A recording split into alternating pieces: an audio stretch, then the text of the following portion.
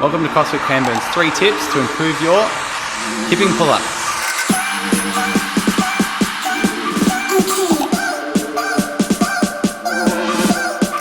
A gymnastics kip is an extremely efficient and effective way to complete higher volume of pull-ups. It is a staple movement used in gymnastics, and it's a movement that we take into CrossFit to get higher intensity and higher volume in our workouts. Unfortunately, you see a lot of people that kind of more look like a floppy fish when they're doing their kipping pull-ups, rather than the nice tight, tidy movement you would see a gymnastics athlete complete. Kipping with poor form leads to 2 main things: wasted energy and shoulder injuries. So it is vitally important that we work on our gymnastics kip to move safely and efficiently, which will then bring on volume and intensity. Tip number 1, nail your hollow and arch positions.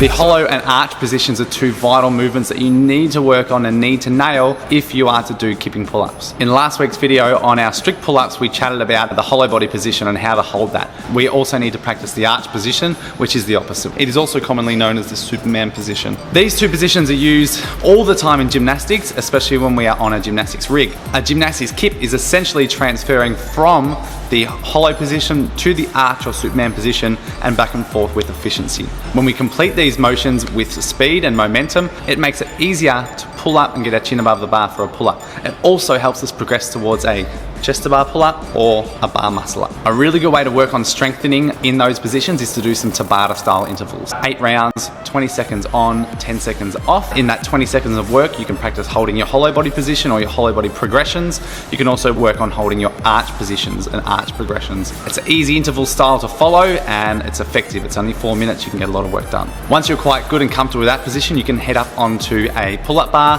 stand on a box. You can push yourself forward through into that arch position, then pulling back through your lats, pull your body into that hollow position.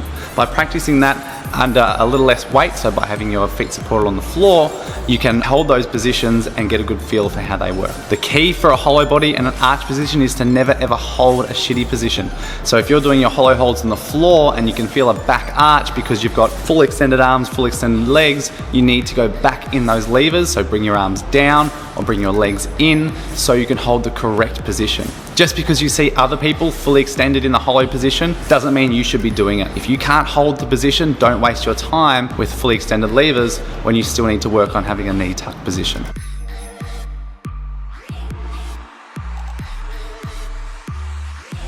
Tip number 2, practice your beat swings.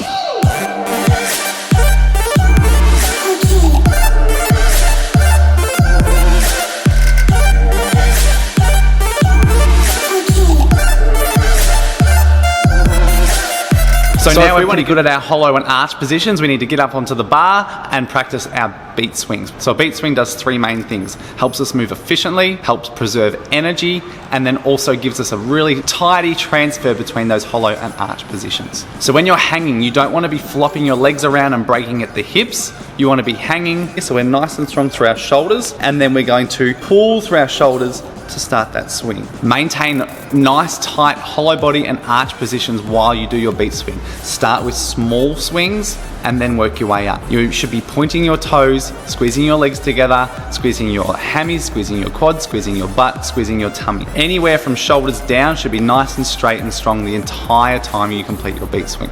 Your hips do not bend, your knees do not bend at any point in that movement. Once you can complete beat swings at a small motion, build it up a little bit more. The tighter you can be, the better transfer of force you're going to get when it comes to your pull.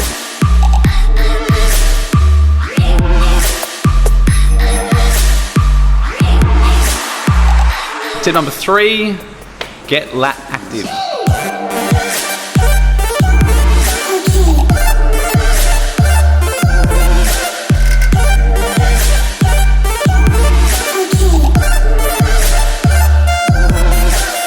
Many people find it very hard when hanging from the bars to actually activate through their lats and be strong and comfortable in that position. Sometimes it feels like you're just hanging there and the only thing that you can move is your hips and legs to get a bit of momentum. What you need to do is activate through your scaps and your lats so you're nice and strong and supported in this part of our body. By building up strength in these areas, we're not only going to learn to be nice and active, but we are also going to be nice and strong in our shoulders and reduce the chance of having any injuries in our shoulders. One of the most effective ways to get our scaps activated is to do scap pull-ups. Scap pull-ups are super effective in getting you to actually be active through your scaps and your lats so you are in that supported position. Not all gyms have a pegboard, but if you search hard enough, you should be able to find positioning on your pull-up bars or at a park or on a tree where there are some reasonably narrow bars or branches to pull from. What you need to do is head into a nice hang position, try extend all the way, let your weight pull down. You should feel as though your shoulder blades start nice and open and spread,